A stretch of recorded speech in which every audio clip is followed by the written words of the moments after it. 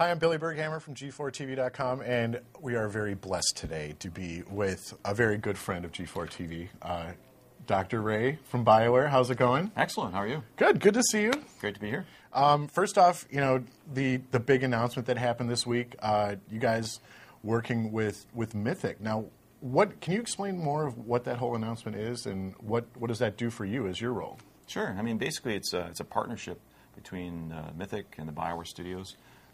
You know, they're continuing on really strong, and they got great teams in Mythic, and we have great teams at BioWare. So I'm incredibly excited to be able to work with such innovative and you know, important teams at Electronic Arts, and it's really bringing together some of the best of breed RPG and MMO teams in the industry, and get to work with them, and I'm really excited about it.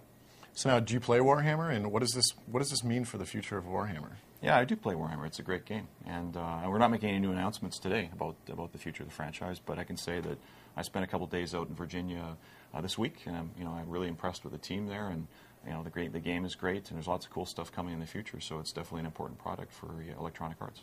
So how much does that mean? Are you going to be overseeing how the whole Warhammer game moves in the future?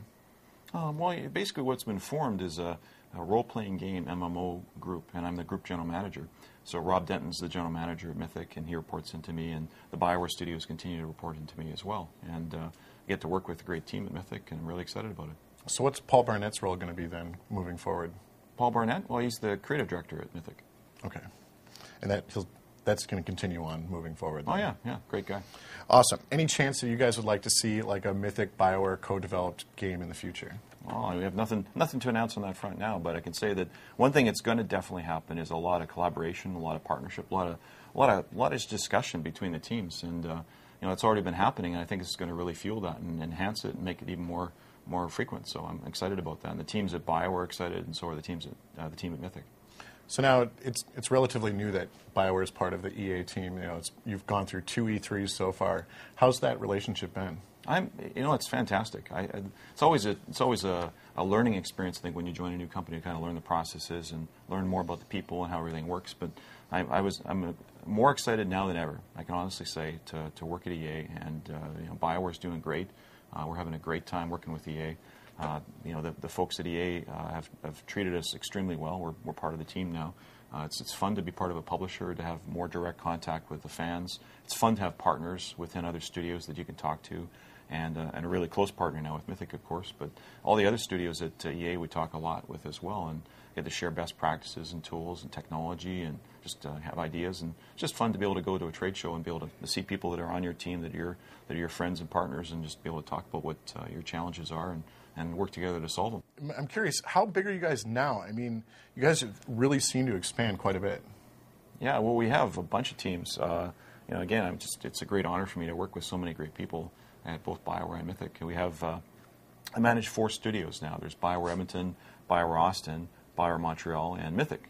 And you know, they're all fantastic people, and they all do different things. And you know, the projects we have in development are pretty amazing. You know, it's a big honor to work on them all.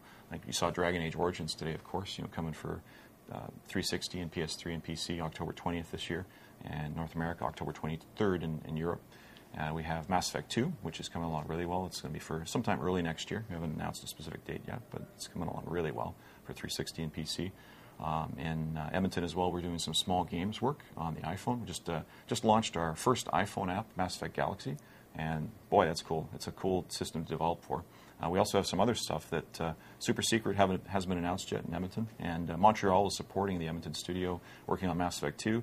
Lots of cool stuff coming from Montreal in the future. Austin, of course, is doing Star Wars: The Old Republic, big MMO in the Star Wars universe. LucasArts is our partner. Things are going really great there, so very excited about that product. And Mythic is doing some cool stuff. You know, the Dark Age of Camelot support, Ultima Online, and Warhammer Online. Lots of cool developments in the future from all the studios I get to work with. So do you sleep? I mean, you have like 50 million different projects in development. I mean, do you clone yourself and then just send a bunch of you out and then like cover everything? I mean, good news is how do you keep it organized? Well, we have great teams to work with. You know, there's strong leaders at every studio. There's strong exec producers who manage every project.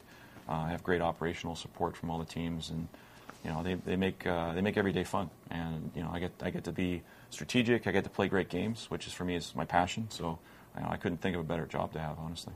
Now, speaking of Mass Effect, when Mass Effect came out, there was the big controversy about how sex is portrayed in games. Now, what did you learn from that and take forward with Mass Effect 2 and even with Dragon Age?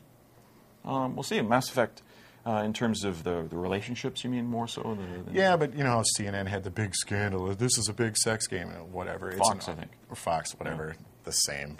Anyway, well, kind of. But anyway, like, I mean, what did you take from that, and how do you portray those sort of relationship elements, you know, moving forward? Well, you know, we're not shying away from anything. You know, as you know, from playing our games in the past, we've always had relationships that could lead to friendship or romance or hostility or people betraying you or, you know, leaving your party. Those have always been part of a BioWare experience. You know, and the narrative that we have in our games, the great digital actors that are really compelling characters that you believe are real and credible. And if anything, we're just enhancing that. We're just striving always to push the envelope and make each game better than the last, and higher quality fidelity of characters and emotionally engaging narrative. And I see relationships and potentially relationships can lead to romance as part of that emotionally engaging narrative. The sort of part of the possibility space of things you would expect to have happen when you're interacting with characters that are credible in a realistic, deep, rich world. And Dragon Age has it. Mass Effect 2 has it. You know, most of the games BioWare has, and probably Mythic in the future will have it too. So it's an exciting thing to work on. That you know, to have characters that make you feel something, and the emotion is really the key. That's what I'm talking about. Is really all of our games have that emotional depth, and they make you feel something at the end of the day. Actually, looking at the trailers that you showed at E3, you had Marilyn Manson music. You know, you seem to be, instead of shying away from the violence and some of the relationship, you know, sexual things, like you seem to be like, here, we're still doing it. We're not afraid of it. Very much. You know, how involved with the trailer process are you guys? You know, with putting together things and saying, okay, this is what we want to show. This is what we want to portray. Well, I mean, the teams that build the marketing assets and all the PR and that, they're part of my team as well. So they're all embedded in the group, in the studios. So BioWare has dedicated PR and marketing people. So does Mythic, and they're great people, really talented. And you know, with Dragon Age, the marketing you saw, I think, if anything, we're just trying to make sure that everybody knows about what a great game this is. You know, the mass market is going to find this game compelling and exciting and accessible. And our core fans, the fans that have been with BioWare for years, they're going to love it. You know, this is a deep, rich fantasy experience. It's dark, heroic fantasy. It's kind of like the reinvention of fantasy, is the way we're looking at it. Now, you're building, I mean, Dragon Age looks great. We just saw the demo. I think it looks fantastic, and I can't wait to get my hands on it. But now, you're saying it's a spiritual successor to Baldur's Gate. Now, Baldur's Gate came out years and years ago, and now you have a new generation of gamers. How are you, you know, trying to get that game in front of people, and, you know, to the new crowd that isn't used to the Baldur's Gate? They might have played KOTOR or Jade Empire, but they're not used to this kind of game. How are you presenting that to them? Well, it started, I think the vision, the core vision is, we describe sometimes as the spiritual successor to Baldur's Gate, and it's definitely true. We've achieved that, and we've exceeded that. So I'm really proud of the team, because they've done that and so much more. It's more than just a game. It's more like a franchise. It's a platform with a ton of post-release downloadable content. It's going to be available for purchase post-release. We're releasing tools so the fans can make content as well. You know, it's obviously in 3D. You get to change the view perspective, go behind the shoulder, go top down, so you can play it isometric or behind the shoulder. It's really accessible on console and PC, and really deep and rich. So it's more like, when we say spiritual successor, it's more like this, you know, the feeling it makes you have when you play it. Is that there? But you know, all the bells and whistles, you know, the high-res graphics, the beautiful spell effects, the rich world to explore that, you know, you can play for a long, long time. Really high quality, really high value for money. It's all there. So, you know, you guys still support Baldur's Gate. So gamers should be able to expect this on the PC. What about the console? Are you guys working with Sony and Microsoft to be able to have the mods and that kind of DLC on the console experience as well? Yeah, our goal is to bring the post-release downloadable content we make to all the platforms. Make sure the fans get that long tail and feel like it's a platform they can play, and just kind of have the experience continually grow and expand. And I think they're going to be really satisfied, because we've got a long plan ahead for post-release support.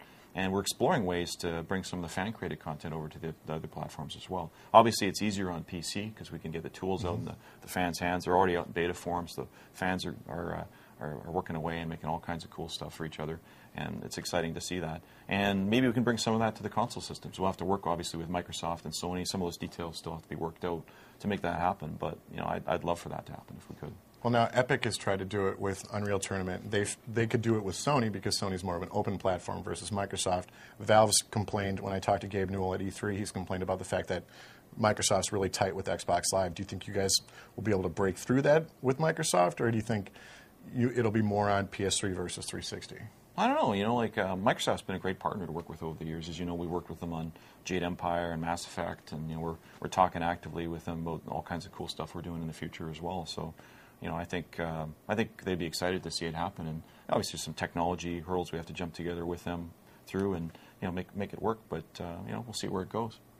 Now, one of the things that you were showing in the demo today was the amount of different choices. Now, gamers that have played BioWare games are used to the fact that there's always many choices in the game. Yeah. Have you come up with some final number that, if you play through it X amount of times, you'll be able to actually experience everything in the game? I don't think it's possible to count how many choices you get to make and the permutations of those, because it's just too big.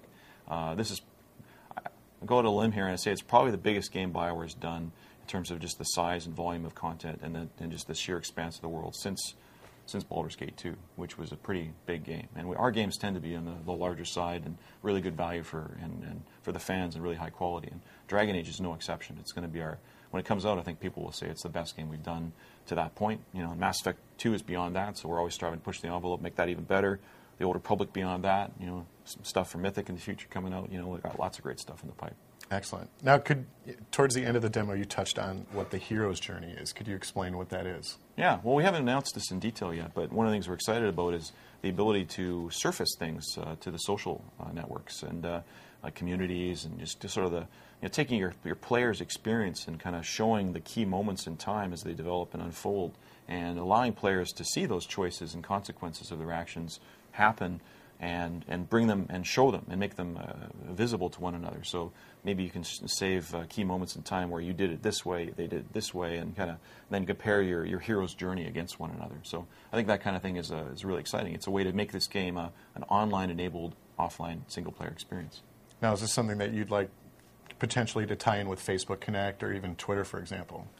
We haven't announced that, but it'd be safe to say if we're looking at social apps, you'd probably want to look at some of the bigger ones. So, we'll leave it there. Are you a Twitter guy? Oh, yeah, we have a Twitter at BioWare, and we do Twitter feeds. I check the Twitter on various things at various times. But I love Facebook as well. As you know, I'm on Facebook. Mm-hmm. Do that a lot. I've sent him messages. It's true. So now, some of the big things that came out of E3 this year were, Sony's motion control and Project Natal from Microsoft. What do you think of those things, and are those elements that you'd like to bring to BioWare games in the future? I'd be really excited to explore those, and all the console systems have really cool things in development. The Wii is obviously a cool system. We've talked about how we're interested in exploring that in the future. We haven't announced anything on that front yet, but Natal is also cool, and the motion controls on Sony are cool. I mean, I think there's so many possibilities now of what you can do that make the game more accessible. But the key, I think, is to look at the possibility space the platform enables and then make a game that is aligned with that, rather than take a game and kind of retrofit it and kind of jam it in there. So if we did something on those systems, so I haven't announced anything, but if we did, I think we'd want to look at them and kind of say, what kind of person would want to play this? What kind of experience would they be looking for? And how can we make that as high quality and as interesting and innovative as possible?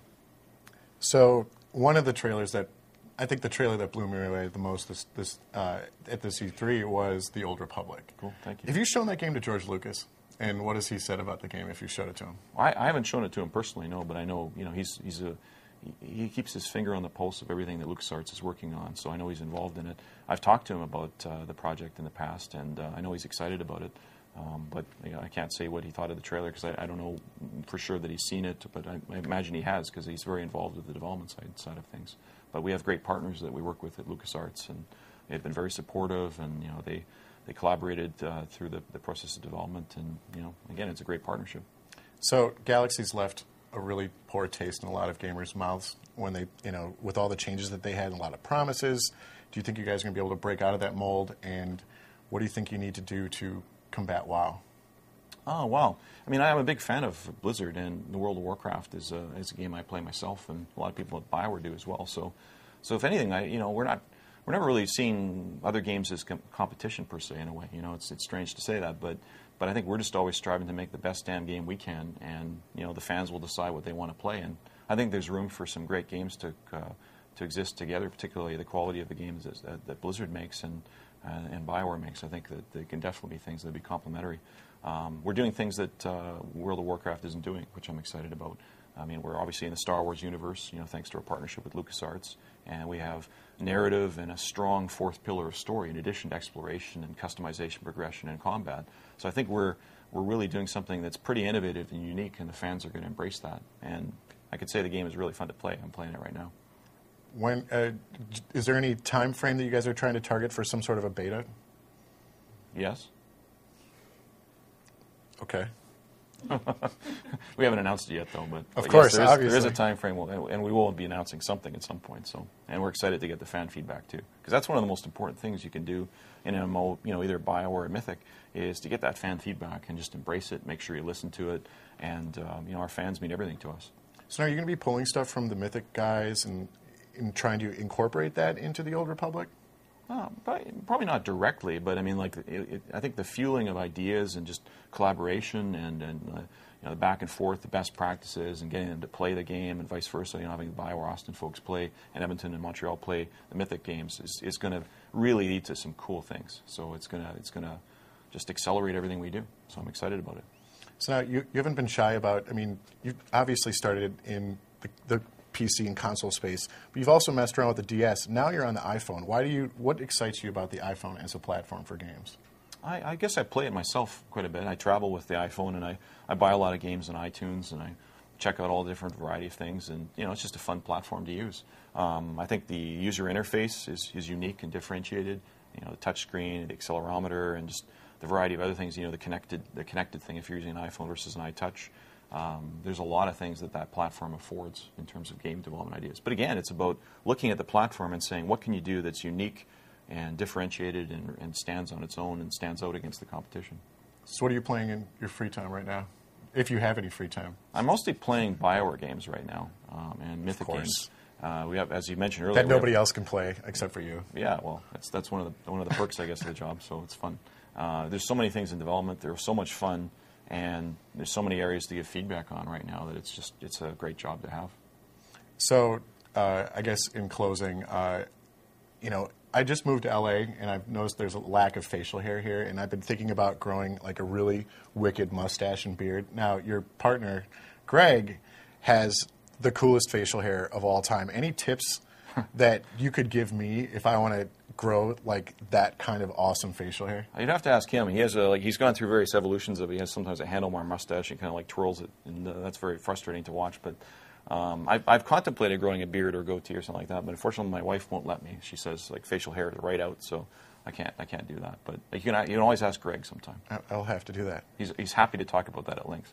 Absolutely. Well, we'll have to hook up with him sometime. But hey, thank you very much for your time, and Thanks, good luck with Dragon Age, and I look forward to seeing everything you guys have coming in the future. Thank you.